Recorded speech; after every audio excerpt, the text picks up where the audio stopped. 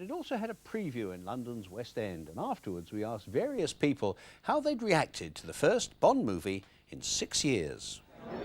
I thought it was excellent, really, really good. Pierce Brosnan is the ultimate Bond. I mean, it makes you forget about Sean Connery and Roger Moore. It seems to take a little bit of the mick of the old Bond films, and yet does it with class and style. Pierce Brosnan was really good.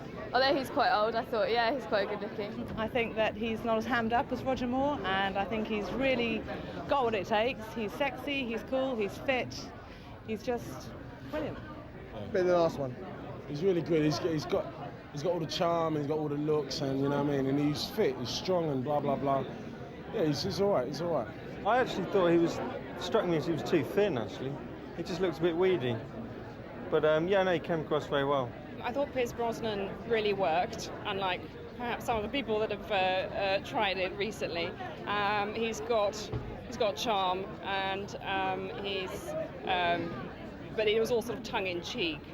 So there's a certain amount of comedy and all the cliches are coming out. And I like the fact that M is now a woman. More power to women. I think she was really good.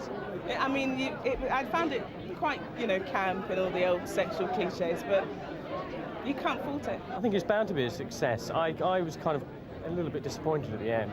It wasn't as good an action film as, say, True Lies or something like that. I thought it was quite good. I was a bit disappointed it was a bit too cliched, I think. Very good. Lots of explosions, lots of action. Very good. It's just action-packed and everything. It was really good. It's the best one they've done for ages. That's it, Barry. That's it. A day at the office, and well, I'll see you. So be kind. Isn't it irritating? A remark like that makes you want to say something really nasty out of sheer spite. But damn it, I can't bring myself to do it. GoldenEye, Bond's 17th preposterous adventure, opens with a stunt so outrageously spectacular, 007 free-falling without benefit of parachute to climb into the cockpit of a pilotless aeroplane, that you simply have to cheer. Mind you, nothing half as breathtaking happens afterwards, but even so, GoldenEye, cheerfully plagiarising the previous 16 films for its ideas and setups, does succeed in dragging Bond into the 1990s, though only just.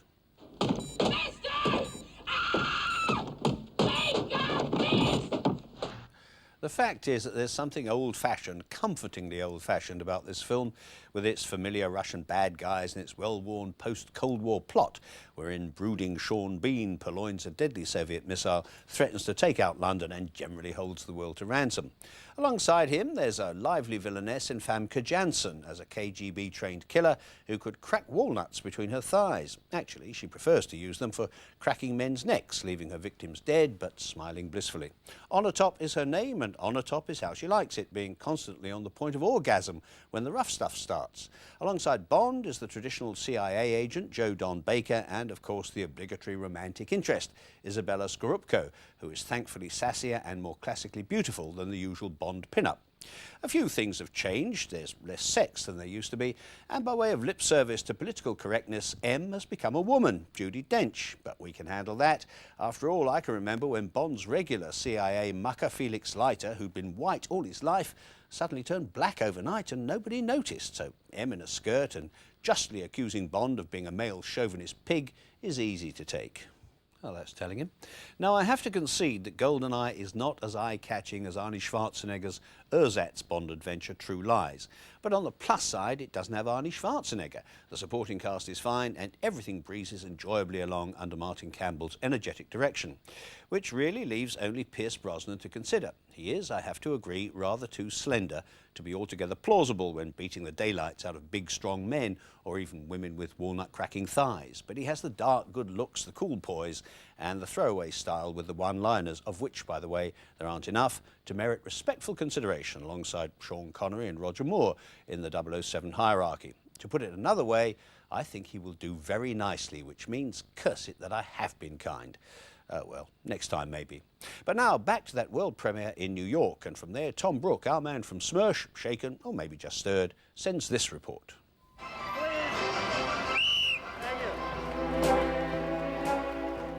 The GoldenEye premiere took place at New York's landmark Radio City Music Hall.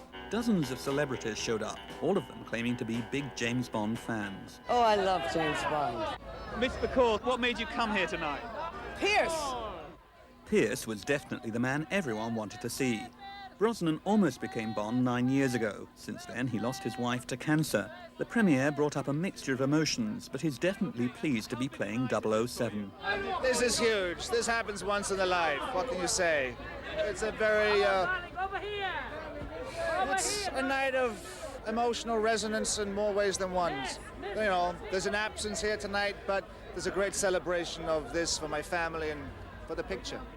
I'm not used to this. Desmond Llewellyn, who's long portrayed the gadget-crazy Q, was also at the premiere, as was the new Bond girl, played by Isabella Scorupco. You know, a lot of people think being a Bond girl is a bit of an outdated concept. What is your response to those people? I just think, you know, I am so comfortable with my character, and I don't have to defend it because she's a very smart, independent girl. The first James Bond film was released 33 years ago, but everyone at the premiere was eager to point out that there's nothing old-fashioned about GoldenEye. I think this is a sort of Bond that's been brought up to date back in the 90s with a bang, you know, and I think it's going to appeal to many people, you know, of all age ranges and whatever, yeah. New York's Museum of Modern Art was the site of a lavish post-premiere party.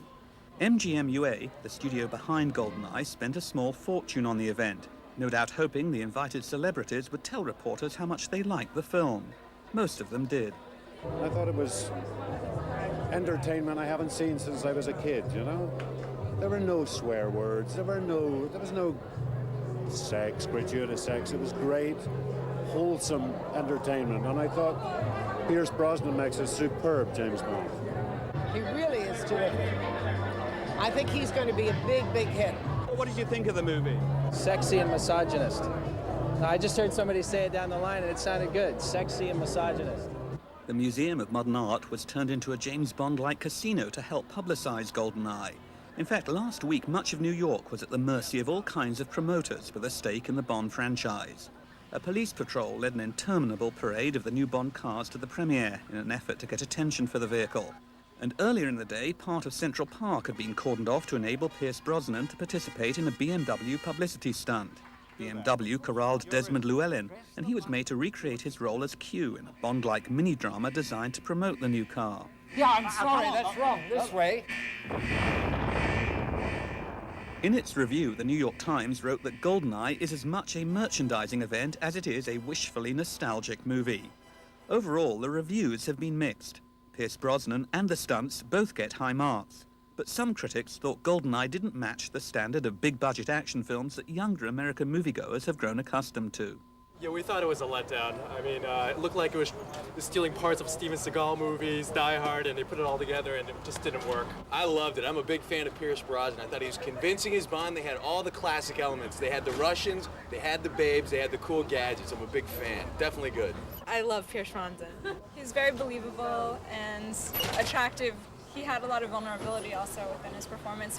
There are some spectacular stunts in GoldenEye, and Pierce Brosnan has the right sensitivity and look for the new James Bond. But the 007 formula, rooted as it is in the 1960s, seemed to operate more effectively when Russia was the enemy, when more sexist attitudes prevailed. Now it's 1995, the Cold War is over, sexual politics have changed, and GoldenEye, however hard it tries, can't quite recreate the fantasy of Bond films from the past.